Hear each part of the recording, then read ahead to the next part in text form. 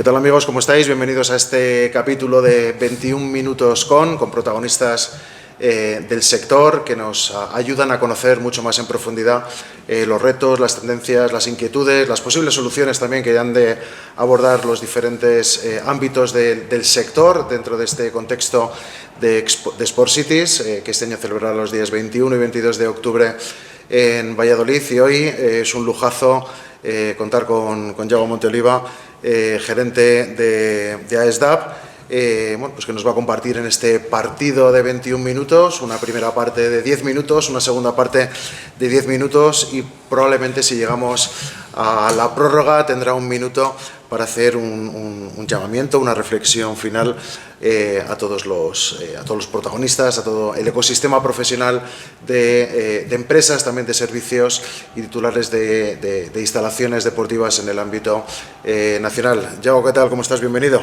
Muchas gracias, ¿qué tal? Pues un gustazo contar contigo. Si te parece, arrancamos esta entrevista de 21 minutos. Para empezar, ¿no? ¿Qué es AESDAP? ¿Qué papel juega hoy dentro del ecosistema de gestión deportiva en España?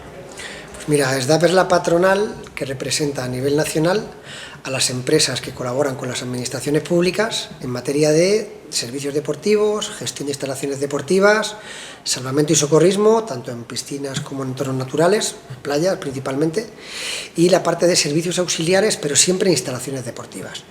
Somos la asociación que las representa ante administraciones públicas y otro tipo de organismos. Como patronal, pues somos una patronal, pese a que en teoría representamos los intereses de las administraciones, de las empresas, somos una patronal muy abierta y entendimos desde el primer momento que para que nos vaya bien le tiene que ir bien al sector, con lo cual somos una patronal en la cual intentamos que el sector avance en general. Ahí la buena relación que tenemos con otros agentes, la parte tanto pública como la parte privada. En este sentido, desde tu experiencia, ¿no? ¿Cómo ha ido evolucionando el modelo de gestión de servicios e instalaciones deportivas en los últimos años? A ver, la colaboración público-privada en deporte, todo el mundo, ¿no?, dicen los expertos que empezó en la época en el 92, ¿no? Ahí fue cuando empezaron las grandes concesiones a raíz de las Olimpiadas y desde entonces hay que tener en cuenta que hay una competencia municipal, derivada autonómica y derivada estatal de promocionar el deporte por parte de las entidades locales y dependiendo de cómo ha ido evolucionando ese sector, ha ido evolucionando el modelo de gestión. Al principio era muy necesario construir instalaciones deportivas, con lo cual el modelo de gestión eran principalmente contratos de obra o contratos de concesión de obra. Construíamos una instalación para un municipio a cambio de poder gestionar esa instalación durante X tiempo. Es cierto que a día de hoy el principal modelo de gestión es el modelo de gestión directa a través de contratos de servicios, pero existe el modelo concesional y emergen nuevos modelos derivados de la evolución que también ha tenido la contratación pública. Y en esta diferente tipología de modelos entiendo que unos, dependiendo de las necesidades de cada ayuntamiento, o sea, cuáles son las tendencias o qué modelo puede estar funcionando mejor o ser más eficiente, o no hay una diferenciación. A ver, hay que tener en cuenta que al final la colaboración público-privada depende muchísimo de cómo se construyan esos contratos. Es decir, no es que haya modelos más eficientes o menos eficientes, hay contratos que se diseñan mejor y contratos que se diseñan peor. Dentro de los modelos, pues como os decía, tenemos la parte de gestión directa, que principalmente son contratos de servicios, pero luego tenemos la gestión indirecta a través de concesiones y unos contratos que se llaman de prestaciones directas a la ciudadanía, que son algo que está entre medias. Es cierto que este último es bastante reciente y se empiezan a ver ahora, ¿de acuerdo? Se empiezan a ver sobre todo porque el modelo concesional se han diseñado contratos que no han funcionado bien, con lo cual ha dado lugar a darle una repensada que estamos haciendo, ¿de acuerdo? Pero al final confluyen todos los modelos. Es cierto que el mayoritario es el de prestación de servicios, pero los tres son eficientes, lo que pasa es que hay que construirlos bien, básicamente. Y en ese formato, en ese repensar qué modelos están funcionando bien, o sea, ¿cuáles serían las claves para que un modelo público-privado funcione realmente bien al servicio del ciudadano y del ayuntamiento? Pues mira, la clave está en detectar, primero, o sea, las administraciones públicas, principalmente entidades locales, tienen que hacer un trabajo de ver qué es lo que necesitan y qué es lo que tienen. ¿Por qué? Porque hay muchas veces que se diseñan contratos o que no cubren realmente las necesidades que tienen, o al revés, se cubren demasiadas necesidades. Todos sabemos, ¿no? Hubo un boom creo que fue en la época de Zapatero, hubo un boom a la hora de construir instalaciones deportivas. De repente todos los ayuntamientos, por muy pequeños que fueran, tenían piscina climatizada. Las piscinas climatizadas a la hora de gestionar a nivel de costes son muy complicadas, tienen unos costes y además son muy sensibles a cualquier... ¿Qué ha ocurrido? Que muchas piscinas han tenido que cerrar porque no eran sostenibles realmente. Entonces, una de las claves principalmente es identificar bien la necesidad que tiene esa entidad de cara a dar soporte o dar servicio a la ciudadanía y luego diseñar un contrato que sea lo suficientemente atractivo para que el privado vaya, porque privado hay todo el que quieras, tanto en un modelo como en otro. Lo que ocurre es que si los contratos no son rentables o tienen demasiado riesgo, normalmente no vamos. Entonces hay contratos que tienen menos riesgo porque son contratos a 3, 4, 1 año, 2 años, pero tenemos contratos donde se requiere inversión, donde estamos hablando de horizontes temporales de 20 años, 25, 30 años. Ostras, ahí el diseño de esos contratos es muy importante porque no estamos hablando de invertir millones de euros que si sale mal hacen un agujero. Claro. O sea, en ese sentido, ¿no? O sea, el papel que juegan, por tanto, las administraciones, los ayuntamientos, es fundamental para realmente intentar conocer cuáles son sus necesidades, por un lado, financieras internas a nivel presupuestario interno, por otro lado, las necesidades de sus ciudadanos o vecinos, o en dónde quieren también, me imagino, en esta parte más de pensar en el ciudadano. Yo creo que el orden sería al revés, es decir, entiendo que lo lógico sería que las entidades primero analizaran las necesidades que tiene la población, porque es una competencia que tienen y que tienen que atender, y luego tienen que adecuar esas necesidades a lo que pueden hacer, porque a lo mejor quieren cubrir necesidades que no pueden financieramente luego hacer. Entonces, lo primero es identificar qué necesidad hay y luego cuánto puedo cubrir para luego, a lo mejor, probablemente priorizar. Claro. ¿De acuerdo? De hecho, es un debate muy interesante. O sea, este debate es el papel de las administraciones públicas en la promoción del deporte, es brutal y es indiscutible. Ahora bien, ese labor de promoción deportiva no es la ciudadanía a día de hoy y el mercado no es el mismo ahora que hace 30 años. Y teniendo en cuenta además lo dinámico que es el sector deportivo, cada año hay un estudio de hábitos deportivos, con nuevas tendencias de fitness y tal y igual, es un mercado que evoluciona muy rápido. Incluso el modelo de negocio, si nos vamos al privado, desde el modelo low cost a boutiques premium, a grandes formatos, a lo que quieras. Entonces, es importante ver exactamente qué es lo que tienen que cubrir y hasta dónde pueden llegar. O sea, es un debate que hay que abrir para ver cuál es el papel, porque es cierto que la financiación es limitada. Claro. Entonces, al final la administración seguro que le gustaría llegar a todo, como a todos, sí, pero luego llegamos donde llegamos. Es cierto que en esta parte de servicios deportivos de cara a la ciudadanía o de poder cubrir nuevas prácticas deportivas o nuevos deportes que vienen, unos dejan de practicarse más, otros tienen más adeptos o crecen de una manera más rápida. ¿Existe flexibilidad por parte de la administración pública para acoger estas nuevas prácticas deportivas o tiene la capacidad de identificar, lo vemos con el caso del pickleball, ¿no? Que ha sido una explosión casi de demanda? No sé si surge antes la demanda y luego la instalación, o se crea la instalación porque se ve la oportunidad de a lo mejor unas pistas de tenis, donde antes te cabía una pista de tenis y ahora te caben 4 pistas de pickleball. ¿De qué manera se gestiona esa necesidad para dar servicio a nuevas tendencias de consumo deportivo en la ciudadanía? Eso ya pasó con el pádel. Yo que vengo de deportes de raqueta, eso ya lo vimos, instalaciones que quitaban pistas de tenis para meter pistas de pádel, porque donde había una de tenis metían 2 de pádel, donde además se cuadriplicaba el número de personas a las que se le daba servicio. La administración no suele ser rápida, eso no quita para que haya administraciones más dinámicas que otras, pero la administración no suele ser rápida. Hay que tener en cuenta además que la administración local es muy diferente, es decir, la administración local es el Ayuntamiento de Madrid y es el Ayuntamiento de Trebujillo, uno con 7.000 habitantes y el otro con 2 millones de habitantes, y son entidades locales. Entonces no es lo mismo la cobertura o la promoción del deporte que tiene que hacer un ayuntamiento pequeño que a lo mejor tiene que hacer un ayuntamiento grande a la hora de cubrir necesidades de la ciudadanía. Eso es lo que entendemos, o por lo menos en mi opinión, podría ser un debate muy chulo, es ver hacia dónde tiene que evolucionar el papel, sabiendo además que cada entidad es diferente y que su ciudadanía y su círculo donde actúa es diferente.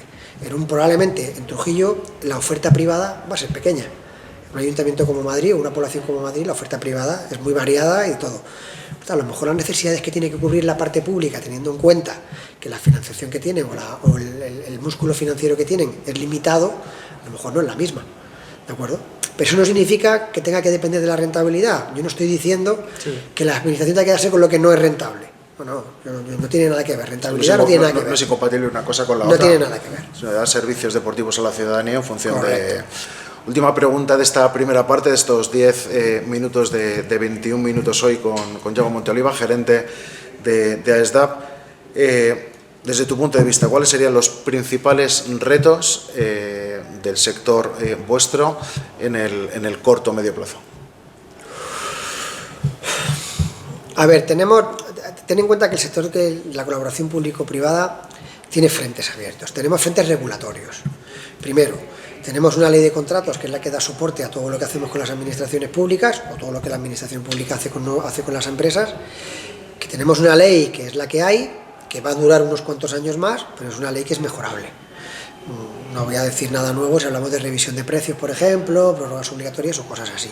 A día de hoy el marco regulatorio es muy poco flexible y luego encima estamos en un sector, si hablamos principalmente de prestaciones de servicios, donde somos intensivos en personas. Si hablamos del sector de gestión de instalaciones deportivas, hablaríamos también que entran ahí consumos de explotación, ¿no? Entran consumos de energía. ¿Qué ocurre?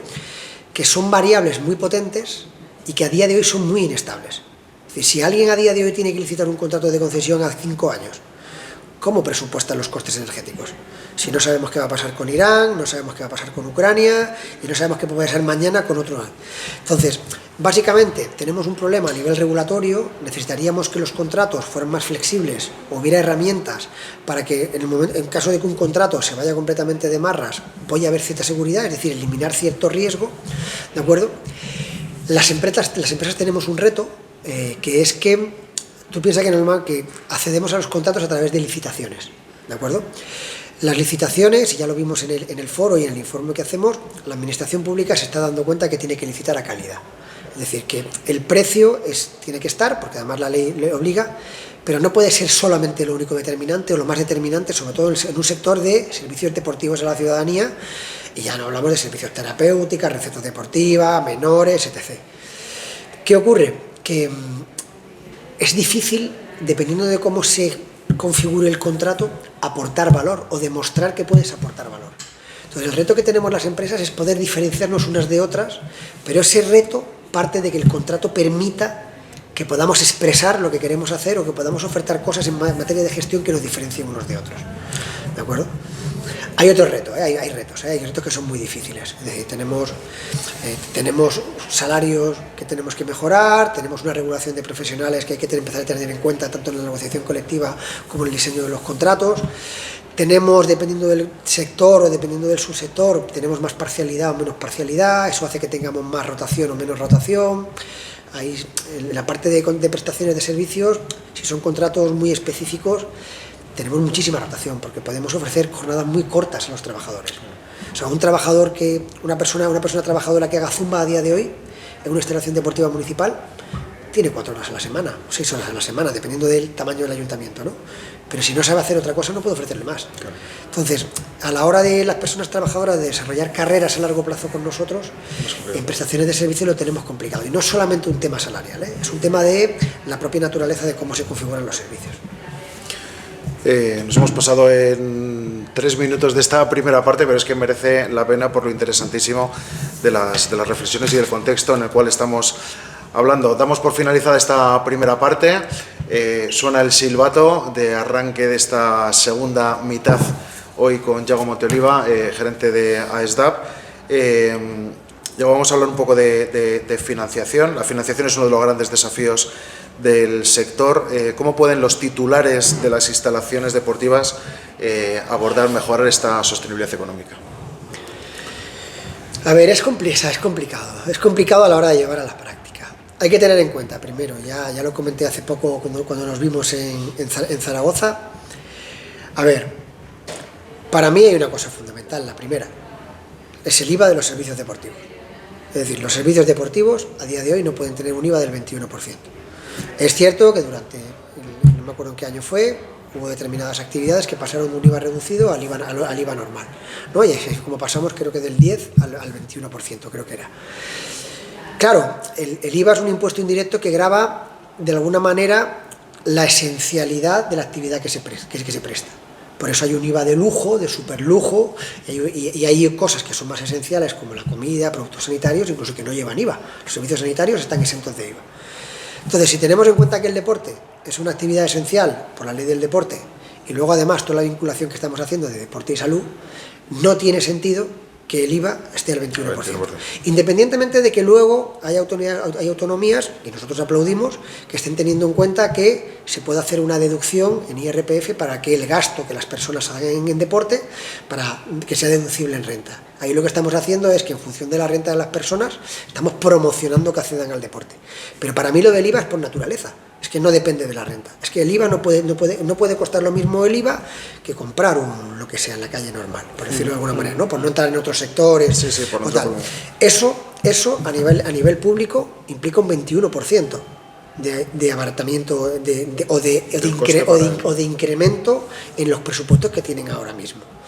Es cierto que también, y esto no lo digo yo, el deporte tiene que también que sacar pecho y empezar a echarse valor encima para decir, oiga, quiero tener más presupuesto. Hay otros sectores que también son muy importantes, dependencia. Si tú miras los presupuestos de un ayuntamiento, el deporte no suele ser una de las partidas más grandes, ¿de acuerdo? Cuando hay otras partidas, cultural, etc., tenemos que empezar a sacar pecho y empezar a decir, yo quiero por lo menos lo que tiene este, ¿de acuerdo? Entonces, eso sería también. Luego es importante, claro, ver también los modelos. Es decir, claro, tenemos... Hay otra cosa muy importante, que es el valor que se le da al deporte. Decía, creo que era Góngora, solamente el necio confunde valor con precio. Una cosa es el valor que tienen las cosas y otra cosa es lo que cuesta. Si a día de hoy le preguntamos a la gente si el deporte es caro o barato, el deporte municipal, todo el mundo dice que es barato, para el valor que tiene. ¿Qué pasa? Que es una medida controvertida. Es decir, subir los precios. Y aquí viene el fracaso a lo mejor de muchos contratos. Tenemos concesiones o tenemos ayuntamientos donde las tasas o los precios públicos no se han cambiado en los últimos 10 años. Hostia, ha llovido cierto IPC desde hace 10 años hasta ahora. Entonces, claro, intentamos a lo mejor aguantar modelos que económicamente no son sostenibles. ¿Qué pasa? Que es una medida impopular. Decir que van a subir los precios públicos o las tasas de nuevos servicios. Bueno, a lo mejor hay que subirlos, pero luego complementarlos con descuentos. Y vincular todo eso a la renta de las personas a la hora de ver qué precio tienen, ¿no? Es decir, cierta proporcionalidad para que el deporte siga siendo accesible a todo el mundo, pero en un modelo que sea más sostenible, ¿de acuerdo? Es complejo, es complejo. No, es complejo, pero son reflexiones necesarias el poder abordar y abrir melones en ese sentido para poder, como tú bien comentas, ¿no? Sacar pecho desde un punto de vista de que el deporte ya es estructural, ya no es algo que practican pocos, cada vez más democrático, son servicios de salud directamente a la ciudadanía, y donde vemos que cada vez hay más ayuntamientos que están invirtiendo en modernizar, mejorar, crear nuevas instalaciones para que puedan cubrir esa demanda que políticamente les es rentable. Y que falta mucha gente por incorporar a la actividad física y el deporte, ¿eh? O sea, es decir, si tú ves las estadísticas de hábitos, etc., pues sí, tenemos... El deporte ahora mismo tiene una tasa de penetración brutal. Es decir, hay muchísima más gente que debería estar haciendo deporte, y eso es un reto que tenemos. También es cierto, todo lo que he dicho, para mí es muy fácil decirlo desde la parte privada, decirle a los ayuntamientos que tienen que subir los precios públicos, y que para mí es muy cómodo decirlo porque yo no tengo que gestionar públicamente, pero es cierto que eso lo hay. O sea, y hay ayuntamientos que hay áreas de deportes que están pidiéndole a la parte política, por favor, actualicemos tarifas, que no llegamos, claro. Porque hay una cosa que es que el deporte va a ser más caro. O sea, es más caro en costes. ¿Por qué? Porque es que los costes laborales, que somos intensivos en personas, nunca bajan. Cada día los salarios tienen que crecer, los convenios se actualizan, los costes de la seguridad social suben. Entonces, eso es un coste que es creciente. Entonces, o si no mejoramos financiación o reducimos deporte, o tenemos un problema. Bueno, lo cuentas. Y eso es complicado, ¿eh? O sea, sería una situación muy desagradable tener que llegar a eso. En otra partida del capítulo de gastos o de inversiones necesarias, que es bueno, todo el tema de los consumos energéticos, iluminación, donde vemos que en los últimos años cada vez hay más soluciones que mejoran el rendimiento energético de las instalaciones. Los ayuntamientos están yendo por esa línea de incorporar en estos pliegos públicos todo este tipo de iniciativas, de abordar ahora con el tema de la posible escasez energética, no sabemos. ¿Qué va a ocurrir con esto? ¿Cuál es tu previsión? Pues mira, sí que lo están incorporando, es decir, ya las instalaciones deportivas, la mayoría ya tienen placas solares y tal. Es cierto que el privado siempre va por delante, o no voy a decir siempre, ¿vale? Es demasiado, pero el privado suele ir por delante. ¿Por qué? Porque como se nos va la vida en ello, se nos van los márgenes en ello, ya nos ocupamos de él. Y de hecho, en muchísimas instalaciones, a través de los pliegos se implementan mejoras en eficiencia energética que aportamos o que proponemos nosotros en base a la experiencia que tenemos, ¿de acuerdo? En control de presión de grifos, en un montón de cosas. Entonces, yo no voy a decir que la administración no se pone las pilas, porque sí que se las pone. De hecho, conozco casos de algún ayuntamiento, creo que sacaron 3 millones en un ayuntamiento solamente para placas solares y eficiencia energética con las ayudas de fondos europeos y tal, un ayuntamiento pequeñito, de hecho es un modelo a seguir, ¿no? o evitar.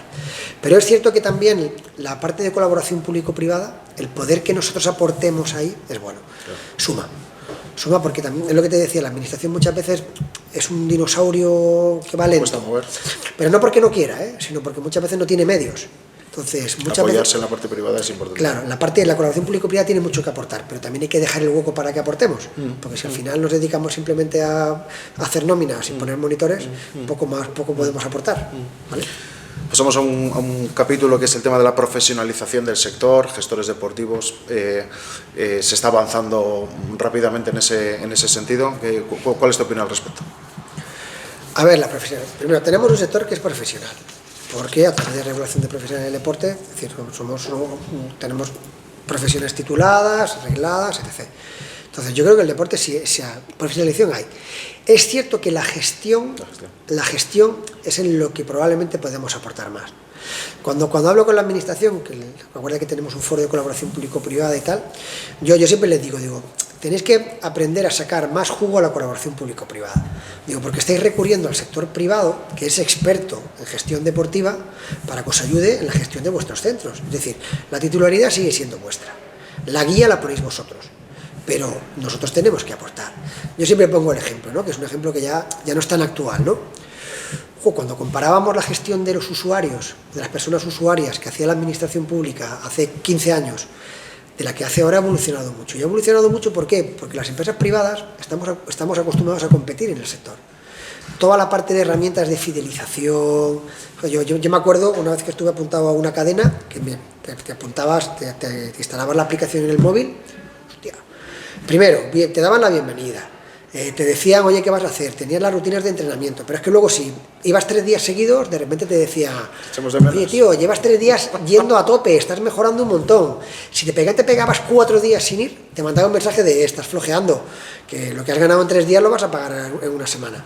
Entonces, toda esa parte de gestión de las relaciones con los usuarios, yo creo que ha sido una transferencia muy buena desde la parte privada a la parte pública. Entonces, es cierto que la parte pública no significa que no sepa gestionar, de hecho hay muy buenos gestores y hay ejemplos públicos de gestión deportiva brutales, pero hostia, el sector privado también tiene mucho que aportar y sobre todo además por la competencia. Nosotros estamos obligados a competir.